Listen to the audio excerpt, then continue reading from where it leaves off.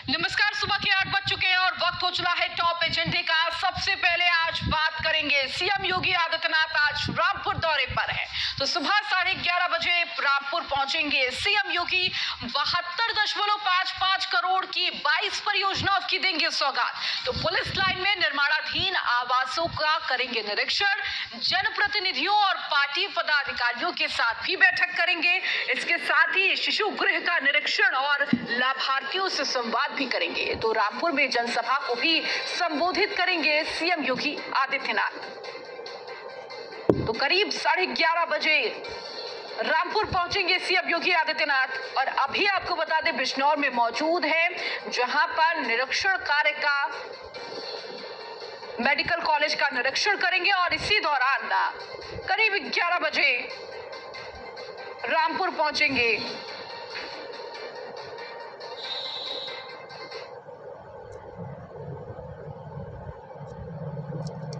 CM योगी की दौरे को लेकर यूपी राज्य मंत्री बलदेव सिंह औलख ने न्यूज 1 इंडिया से खास बातचीत की है, वो आपको सुनाते हैं। ये तैयारियां हैं, इसका जायजा लेने के लिए खुद यहाँ कृषि मंत्री सरदार बलदेव सिंह औलख मौजूद हैं। मैं उनसे बात करूंगा, सर क्या तैयारियां हैं आपकी और किस तरह की तैयारियां हैं? क्या गैदरिंग जो है वो जिस तरह से आज पंडाल लगे हैं 3 से 8 के हिसाब से होगी या फिर किस तरह से? क्या मैं आपको कहना चाहता हूँ, माननीय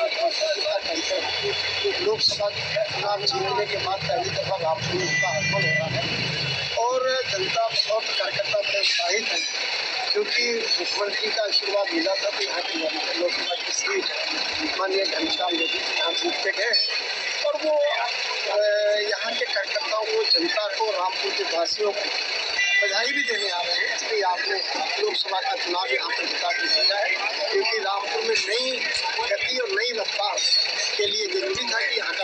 अच्छा मंत्री जी, मेरा एक सवाल ये है आपसे कि इस मंडल में जहाँ इस मंडल को देखेंगे तो समाजवादी पार्टी भी मजबूत नजर आती है और भाजपा कमजोर नजर आती है। तो कहीं यही वजह तो नहीं है कि उनका दौरा लगा है और आप लोग लगातार उसमें मेहनत कर रहे हैं? मुझे नहीं लगता कि भारतीय जनता पार्टी ने 2022 में जो पिछली सीटें थी वो पूरे मंडल में जीती। जहाँ तक लोकसभा का चुनाव है, हम 2019 में हारे थे, 2022 में लोकसभा चुनाव जीते हैं। तो भारतीय जनता पार्टी में ग्राफ बढ़ रहा है और आने वाले चुनाव में 2024 में देखना हम यहाँ पे 80 सीटें। अच्छा मंत्री जी, आखिरी सवाल मेरा यही होगा कि क्या सौगात है और क्या देने जा रहे हैं? देखिए, मुख्यमंत्री रामपुर के विकास के लिए, रामपुर की रफ्तार को बढ़ाने के लिए बहुत सारी योजनाओं का यहाँ पर घोषणा भी करेंगे और बहुत सारी योजनाओं का शिलान्यास भी करेंगे, क्योंकि मुख्यमंत्री जी यहाँ के लोगों से, यहाँ के कार्यकर्ताओं से, यहाँ की जनता खुश है कि उन्होंने यहाँ पर ऐसे माहौल में देने का काम। लालपुर का पुल अभी तक नहीं बना। मैं कह रहा हूँ सारी जितनी भी योजना अटकी हुई उनको पूरा करने का काम। तो देखिए, 2 दिवसीय पश्चिम दौरे पर सीएम योगी आदित्यनाथ है। आज दूसरा दिन है।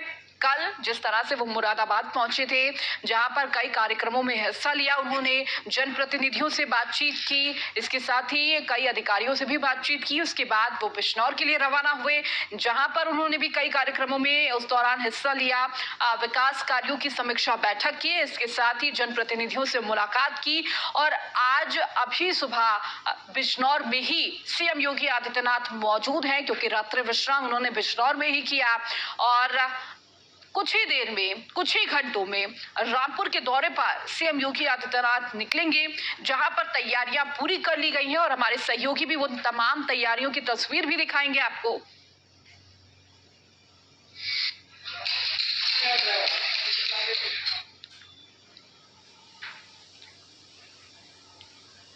तो यूपी के विकास पर सीएम योगी आदित्यनाथ समीक्षा करते हुए तमाम क्षेत्रों में क्या कुछ विकास कार्य चल रहा है, कानून व्यवस्था कैसी है, खुद उसकी समीक्षा सीएम योगी आदित्यनाथ कर रहे हैं। और इसके साथ ही देखिए, पश्चिम पर ज्यादा फोकस किया जा रहा है, क्योंकि जिस तरीके से अभी 2024 चुनाव आने वाले हैं, उससे पहले निकाय चुनाव आने वाले हैं, और इसी को लेकर हर किसी का दौरा, संगठन हो या फिर सरकार, पश्चिम दौरे पर नजर आ रहा है।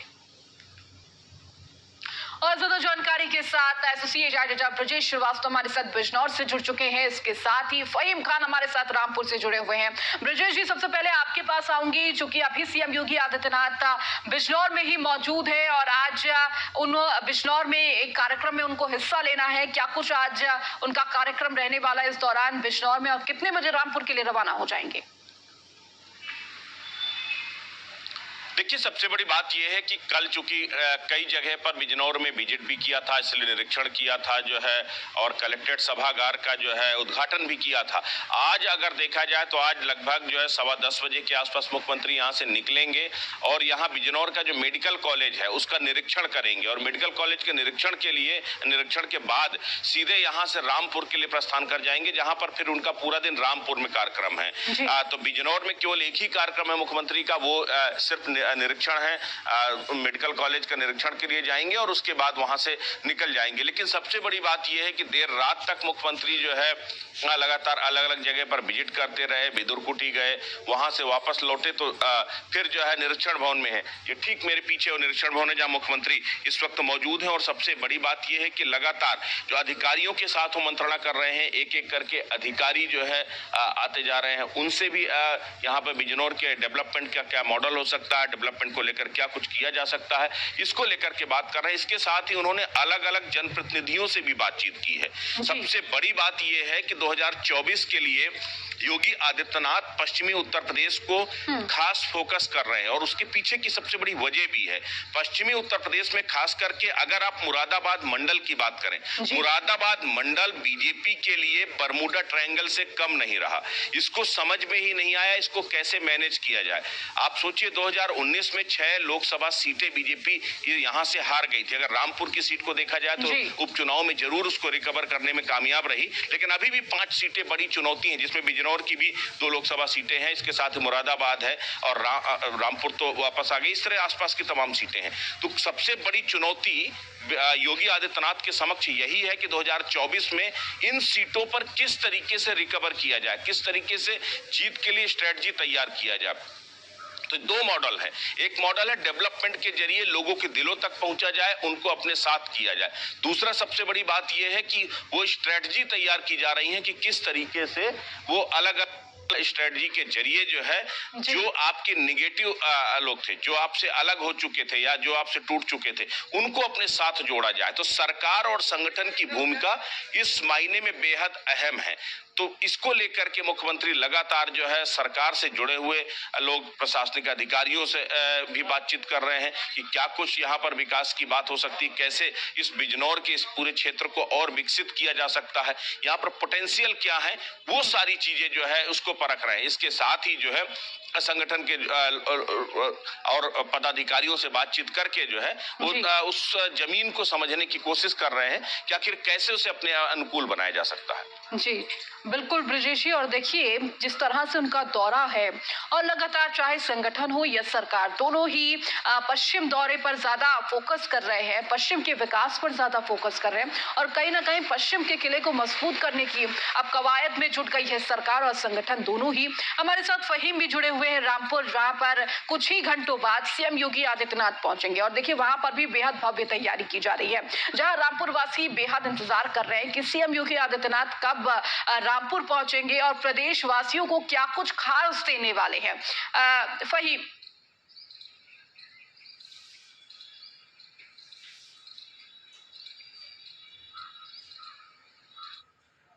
लेकर आएंगे। 72 करोड़ से कहीं ज्यादा की परियोजनाओं का लोकार्पण और उद्घाटन उनको करना है रामपुर के अंदर, और उसके बाद जो है सबसे पहले वो पुलिस लाइन आएंगे, और पुलिस लाइन में जो पुलिस के लिए भवन बनाए गए हैं वो पुलिस को समर्पित करने के बाद उन पुलिस का हौसला बढ़ाएंगे। उसके बाद वो नन्हे मुन्ने बच्चों के साथ शिशु सदन पहुंचेंगे और वहां बैठ के अपना वक्त बिताएंगे, और उन बच्चों को वो प्यार देंगे, वो सुविधाएं देंगे जो अभी तक जिसका ध्यान उस तरफ नहीं गया था। क्योंकि जो शिशु सदन है वो शिशु सदन की तरफ सरकारों का ध्यान बहुत ही कम जाता था, लेकिन मुख्यमंत्री योगी आदित्यनाथ ने सबसे पहले प्राथमिकता में रामपुर के अंदर उसी शिशु सदन को रखा जो बदहाल था और बेहाल था। उसके अंदर बच्चों की देखरेख भी कोई खास नहीं हुआ करती थी, लेकिन आज उसका कायाकल्प हो चुका है। आज वो शिशु सदन आधुनिक केंद्र के रूप में विकसित हो चुका है। उसके अंदर बहुत शानदार बेड बनाए गए हैं जो कि मासूम बच्चे उसमें चढ़ सकते हैं। 2-3 साल के बच्चे, बहुत अच्छी खूबसूरत उस जगह को बनाया गया है और उसका कायाकल्प कर दिया गया है, ऐसा कहिए। तो जिस तरह से शिशु सदन में वो बच्चों को प्यार देंगे और उसके बाद वहां गिफ्ट भी देंगे बच्चों को और मीठी मीठी टॉफियां भी खिलाएंगे, उसके बाद वो अपने कार्यकर्ता और अधिकारियों के साथ संवाद करने के बाद जनसभा में पहुंचेंगे और जनसभा में पहुंचने के बाद वो उस जनता के रूबरू होंगे जिसने उनके सर पर लोकसभा का ताज सजाया है। क्योंकि लोकसभा जीतना रामपुर के लिए बड़ी टेढ़ी खीर थी और रामपुर को जीतना चुनौती भी थी मुख्यमंत्री योगी आदित्यनाथ के लिए, क्योंकि ये आजम खां का गढ़ है, आजम खां का जिला है, आजम खां का घर है और यहीं से आजम खां हमेशा से पॉलिटिक्स में हीरो बनकर उभरे हैं। तो यही वो रामपुर है जो दिशा और दशा देता रहा है समाजवादी पार्टी को और आजम खां की आवाज यहीं से निकलती थी और पूरे देश में अपना कोहराम मचाती थी, तहलका मचाती थी, क्योंकि आजम खां बयानों के बादशाह हैं।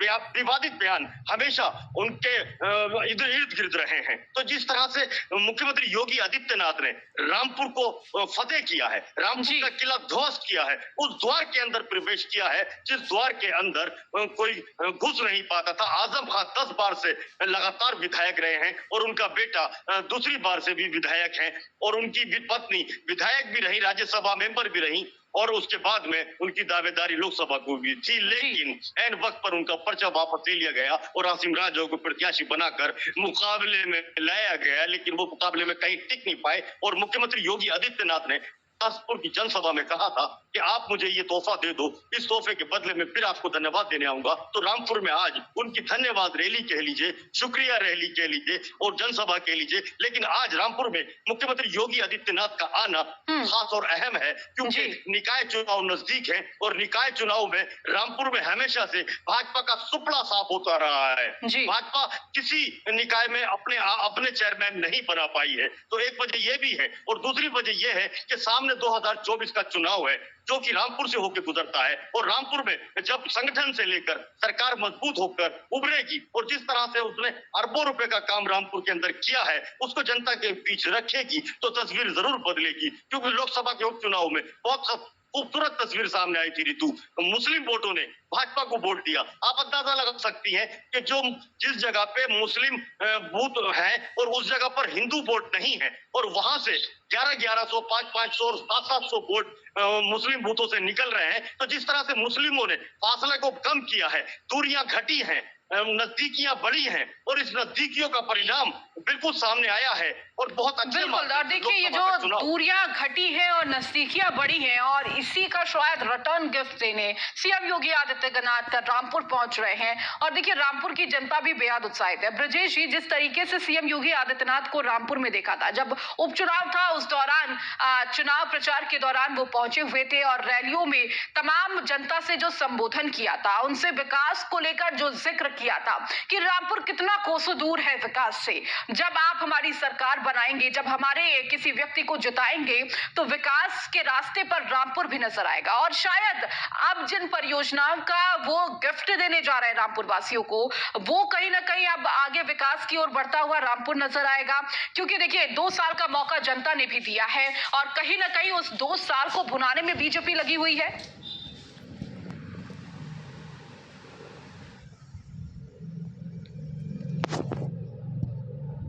पॉलिटिक्स का लिटमस टेस्ट हो रहा है।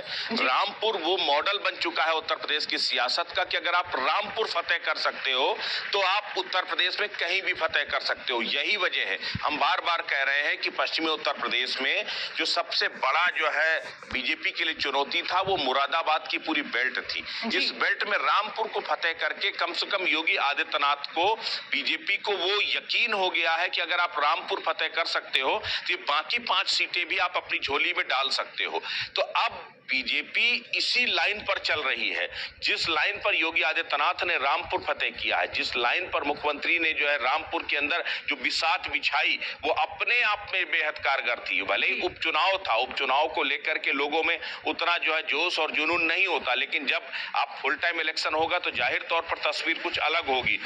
लेकिन सबसे बड़ी बात यह है कि रामपुर आपको फतेह करना वो आपके लिए बड़ी चुनौती थी। तो उस चुनौती का न सिर्फ बखूबी सामना किया है बल्कि कामयाबी कामयाबी के साथ रामपुर उपचुनाव को जीता भी है। अब उसी प्लान ऑफ एक्शन के साथ, उसी स्ट्रेटजी के साथ अब आगे बढ़ना चाहते हैं 2024 के लिए। लेकिन उसके बीच में एक बड़ा जो बैरियर है, या फिर ये कहिए कि आपका प्री क्वालिफिकेशन जो टेस्ट है, वो है निकाय चुनाव। निकाय चुनाव के जरिए बीजेपी अपनी ताकत, आप देखिए विधानसभा चुनाव से पहले जिस तरीके से जो है पंचायतों के चुनाव हुए, पंचायतों के चुनाव में बीजेपी ने बड़ी कामयाबी हासिल की, उसके बाद विधानसभा चुनाव हुए, ठीक इसी तरह लोकसभा चुनाव से ठीक पहले निकाय चुनाव होने जा रहे हैं। तो निकाय चुनाव भी बीजेपी की तैयारियों का वो टेस्ट होगा, जिसके जरिए आप परख सकते हैं कि निकाय चुनाव में आपने किस तरह से लोगों तक जो है शहरी क्षेत्र में, अर्बन क्षेत्र में आपने अपनी पकड़ को मजबूत बनाया है। तो पहली प्राथमिकता निकाय चुनाव जीतना, दूसरी प्राथमिकता 24 के मिशन को कामयाब बनाना। ठीक है ब्रजेश जी और फहीम, आप दोनों का बहुत बहुत शुक्रिया इन तमाम जानकारियों को देने के लिए। बढ़ेंगे आगे।